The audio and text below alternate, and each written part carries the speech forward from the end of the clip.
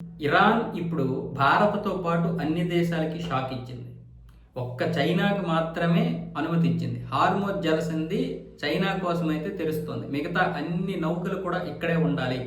మేము ఏ నౌకలకు కూడా అనుమతి ఇవ్వకుండా ముందుకు కదిలితే వాటిని కాల్చేస్తామన్నాయి. ఆ విధంగానే 7 నౌకల్ని కాల్చేసి ముంచేసింది కూడా.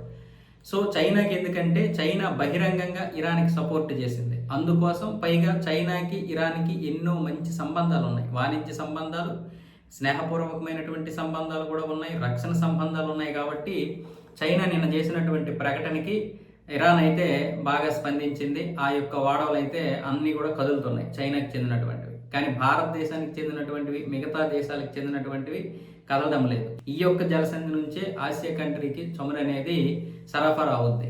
అది ఇరాక్ కావచ్చు, ఇరాన్ కావచ్చు, సిరియా కావచ్చు, ఖతారు, బెహ్రెయిన్, ఈ సౌదీ అరేబియా, అన్ని దేశాల యొక్క చమురు ఆసియా దేశాలకి ఈ ఇరుకైన జలసంధి నుంచే రావాలి.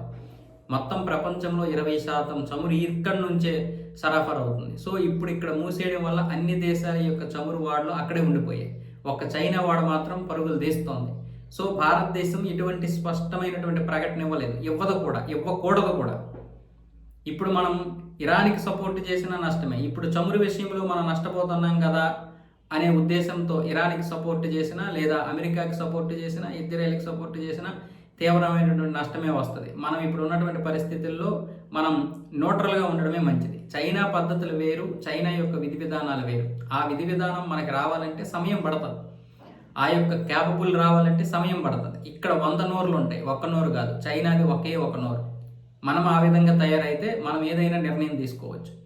కానీ ఇప్పుడు ఆ పరిస్థితుల్లో లేము. ఆ పరిస్థితికి రావాలంటే ఇప్పుడు ఇక్కడ న్యూట్రల్గా ఉండాలి. కాబట్టి భారతదేశం కొంత నష్టపోయినా తప్పదు. ఇంకా హార్మోన్ జలసంధి నుంచి మనకి చమురు వస్తే మంచిదే. కానీ రేపు పొద్దున్న రాకపోతే ఇదే 2-3 వారాలు కొనసాగితే మనకి మళ్ళీ పెట్రోల్ ధరలు పెరిగే అవకాశాలు కూడా ఉంటాయి.